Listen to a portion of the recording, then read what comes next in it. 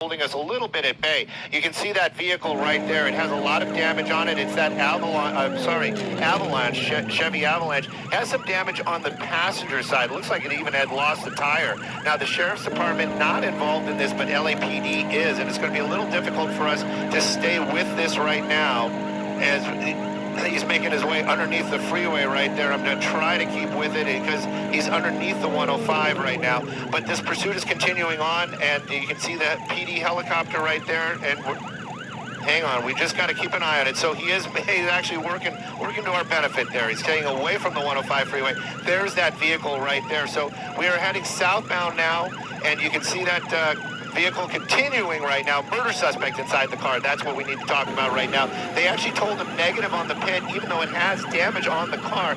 Meaning they're not going to try to do a pit maneuver on this because that's an armed and dangerous suspect. They don't want that vehicle to spin around and then have an armed suspect pointing at officers. Right now, slower speeds as we're making our way through the El Segundo area. Still moving southbound here on Aviation Boulevard. Pretty slow, but definitely a dangerous pursuit.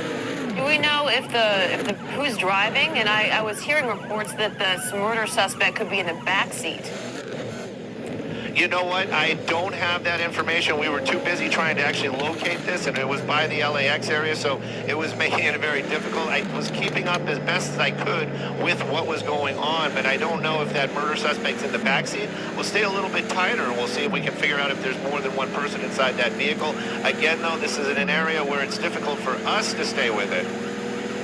Yeah, Stu, we're also hearing this is an attempted murder suspect. Do you know anything about how this whole police pursuit began in the first place?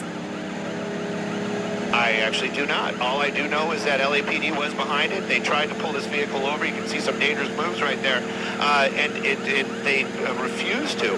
And the pursuit was on. That's what we know as far as how this pursuit started. Maybe you have some more information that the desk is giving us? I know about as much as you do right now because this all happened not too long ago. So it looks like they're kind of slowing down their speeds a little bit on these roads. I'm sorry. I'm really with you guys right now.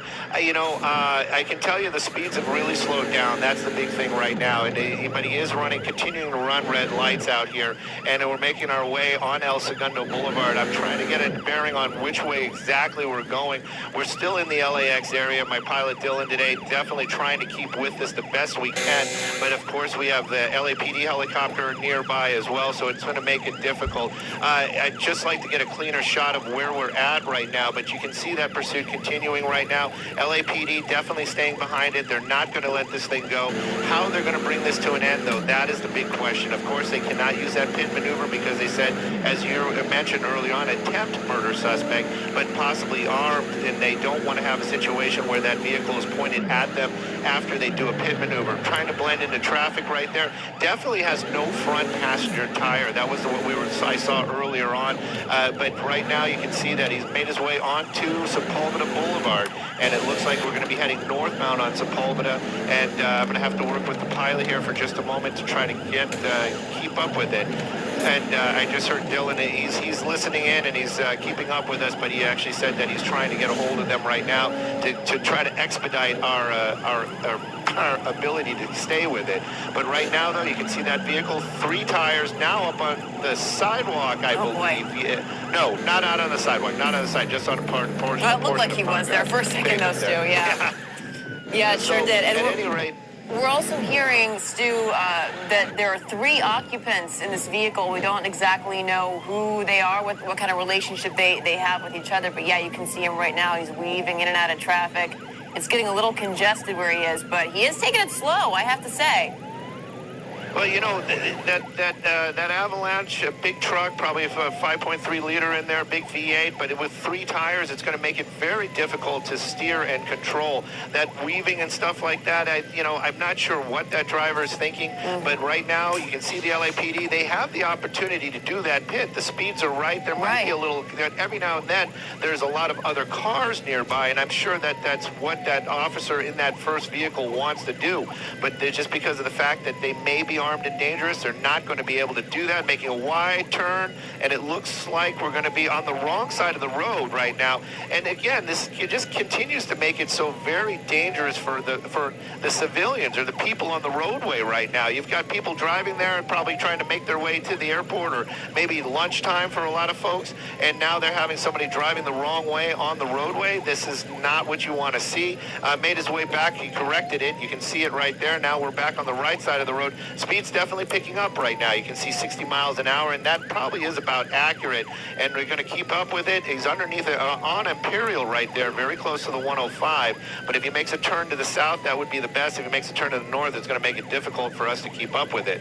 But again, dangerous pursuit out here. LAPD, they've got their things they got to deal with right now as well. Like, how are they going to bring this to an end? They're not going to let this one go. They're not going to go into a tracking mode with something like this, and definitely with the possibility of an armed and dangerous suspect in that back seat. You can see the LAPD helicopter right above it. But right now, this pursuit continues at near the LAX area as this truck keeps those officers at bay. 3 tires, so you know he's going to have some braking problems.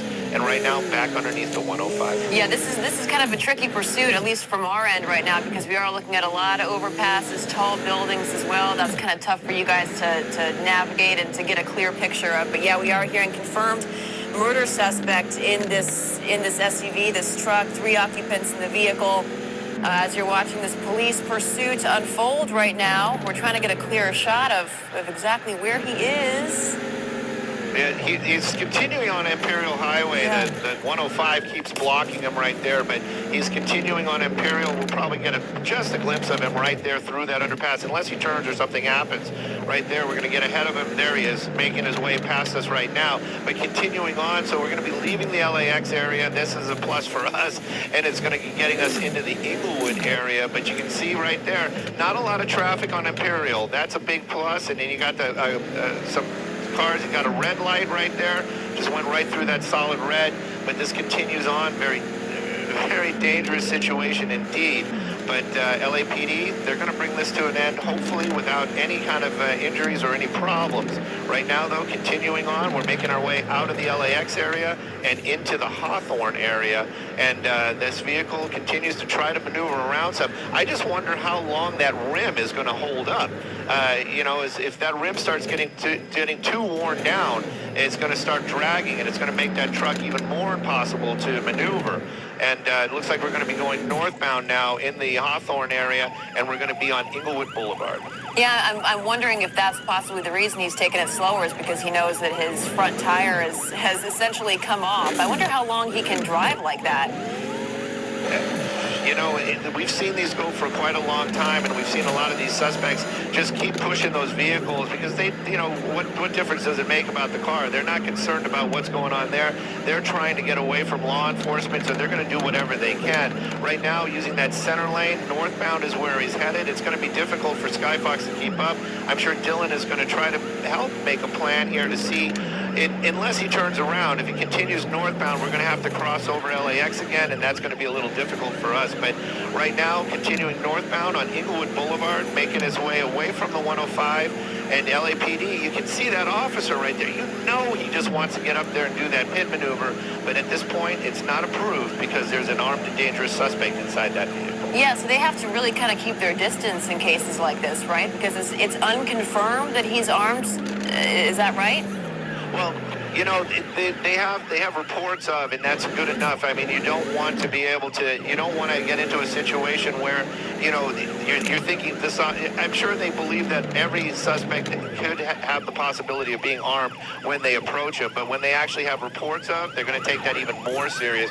Making his way up to another major intersection up there, that's going to be Century Boulevard. That was one of his takes earlier on, but it looks like he's continuing northbound as he's making his way northbound on Century. LAPD still right there, hot on his trail, doing what they can just to keep the public safe. Lights and sirens, let people know what's going on. You can see people pulling over to the side of the road. That's what they need to do. But right now, that's an armed and dangerous suspect in a heavy vehicle it has problems. As that front wheel is out, they don't want this vehicle careening into somebody innocent, taking another life. They've had those issues in the past.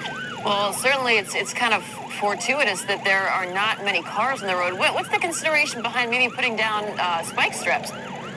Most people have no clue that in 2023, the best way to make money on Amazon is not with physical products. It's Amazon's other company, Audible. Audible pays me $8,000 to $10,000 every single month in passive income, and I'm not the only one. People like Katrina and Carla, Elena, Renee, all making thousands of dollars a month in passive income using the same system. I do this on a part-time basis, about 5 to 10 hours a week. I earn about $40,000 a year. There's no other